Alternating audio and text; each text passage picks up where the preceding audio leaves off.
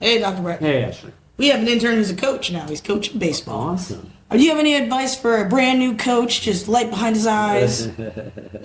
It's just great experience, right? I'm sure he's coaching adolescents Yeah, of they're some not. sort. Right? It's not But good. these are great experiences to have because, the best coaches, they started coaching Little League or they started coaching middle school or high school, whatever it is. So you want these experiences. And the advice I would say is for the coach to train his mind so he's more present, right? And then to teach the kids some mental game techniques to train their mind, not just the physical game, right? The meditation, the mindfulness, the visualization, the breath work, the positive self-talk, and then again, the enhanced communication skills. Most coaches in general, generalizing, are not great communicators. You can become a great communicator, but you got to practice and you got to learn. Hey, Dr. Brett. Hey, Ashley. I'm shooting 3-pointers. I'm shooting in the paint. I'm going hard in the paint. But I cannot make a free throw to save my life. Yeah. What's going on here? Well, that one's definitely, that one's mental.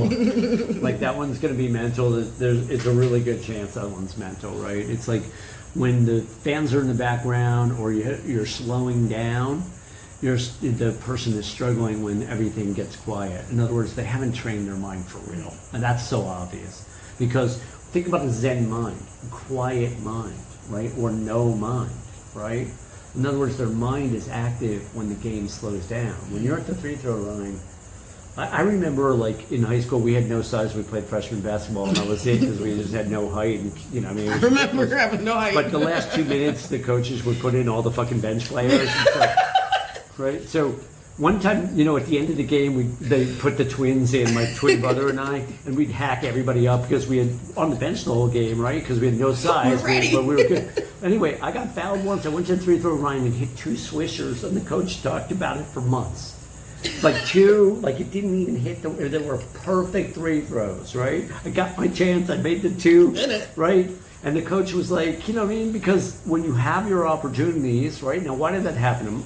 We were always been pretty clutch athletes, my twin and I. But part of it is practice, right? And then, of course, back then I didn't actively train my mind. I just had some clutch ability.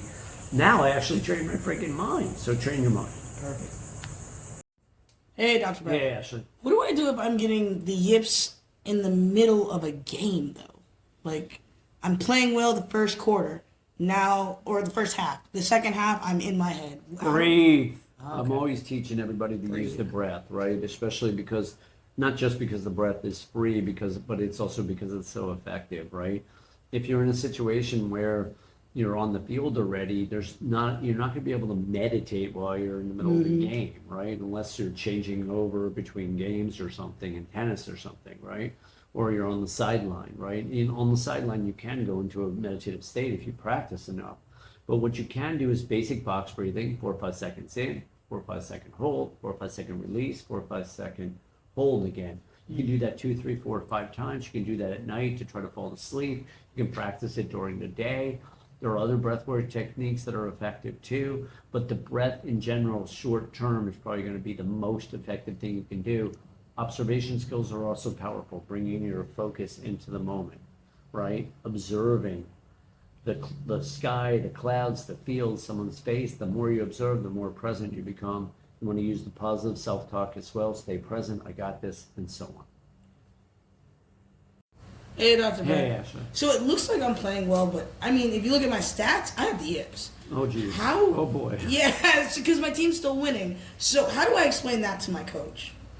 Well, look, the coach is going to know something's wrong. The question is, what is the coach's capacity to, talk it through with you? And what is your capacity to talk it through with the coach? You're probably going to get benched and you're going to have to fight your way back. And that's a tricky thing, right? So the problem with the yips is you're going to get demoted, right? You might not go from major leagues to AAA, but, you might be on the bench for a little while, or you will get demoted from AAA to AA or whatever it is. So you're going to have to fight your way through it and fight your way back. Communication is going to be a piece of that, but hopefully the coaches will have some understanding as well. If they don't, you're going to need to get really tough about how you communicate. And again, this is why having a sports psychologist or mental game coach or life coach can be invaluable. Hey, Dr. Brett. Hey. So what I really meant was when you join in new teams and you're, they're kind of maybe bullying you a little bit and you're a little scared to practice stuff.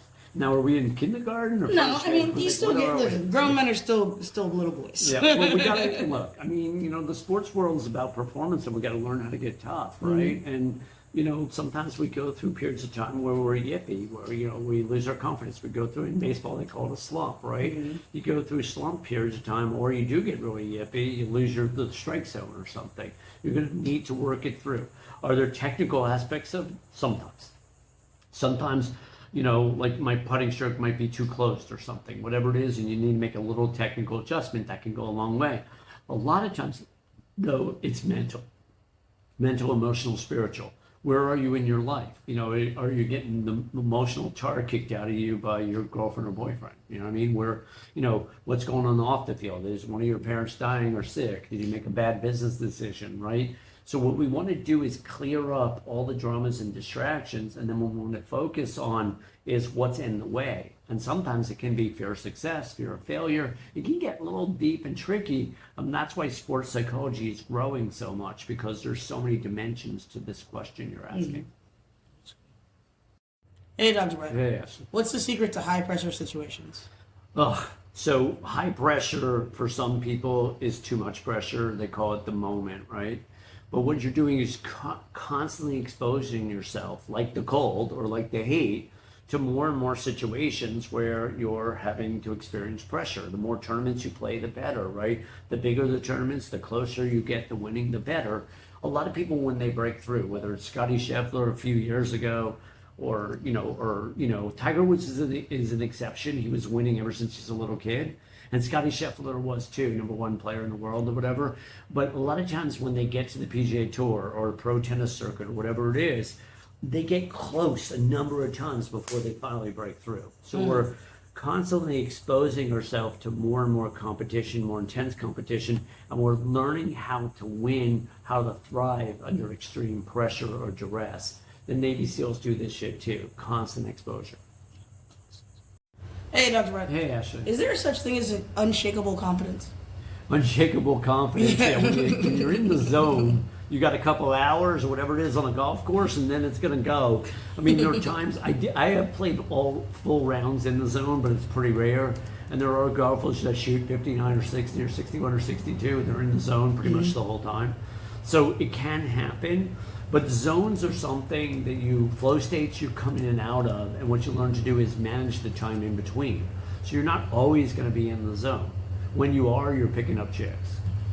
Love it. Hey, Dr. Brett. Hey, Ashley. So what are some strategies when you have to switch teams? How do you deal with the yips when you join a new team? Well, the yips in general are problematic wherever you are. You got to work them through. If you're joining a new team and you have the yips, I'm wondering why. Who's taking you?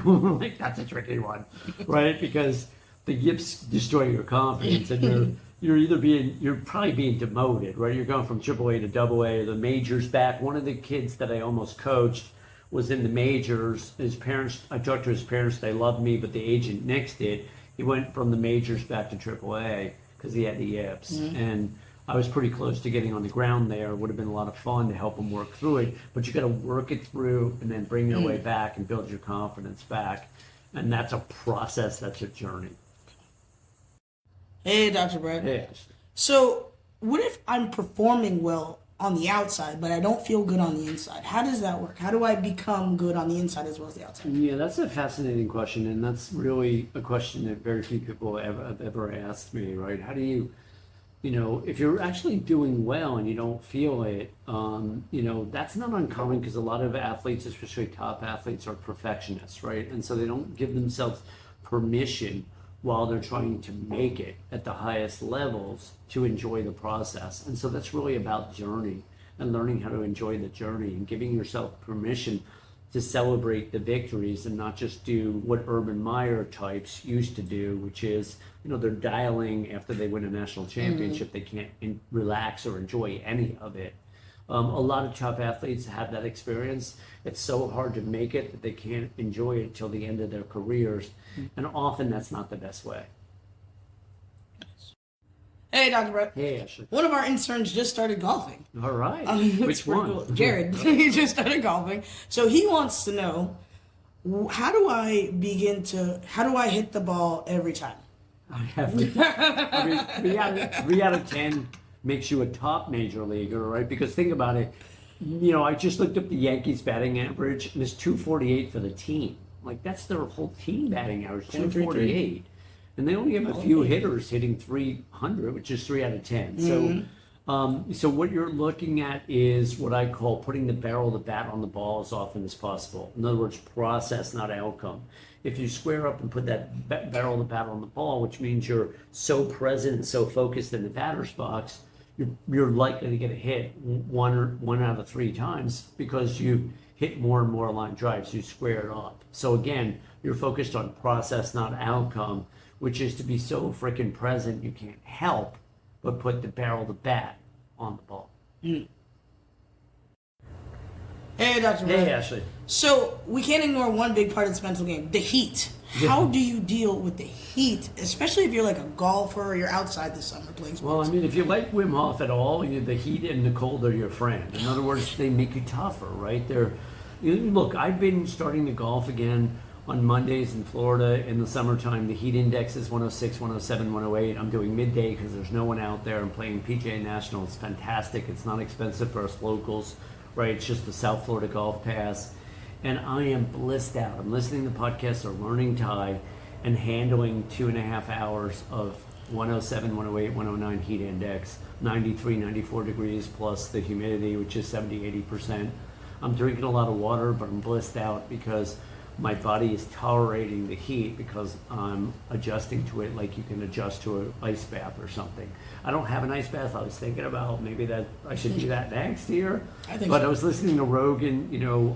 He was actually giving Andrew Huberman shit for being a pussy around the ice bath. And Rogan's obviously, this is his thing. He's been doing it forever and everything.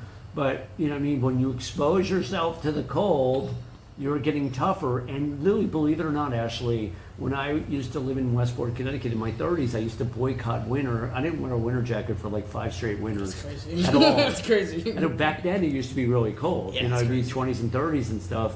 And I literally didn't get sick for almost a decade. Like, I just didn't get sick.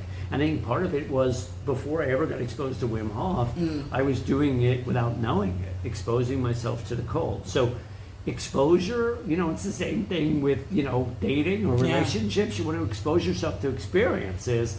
Otherwise, you're not going to have any tolerance. Hey, Dr. Brett. Hey, Ashley.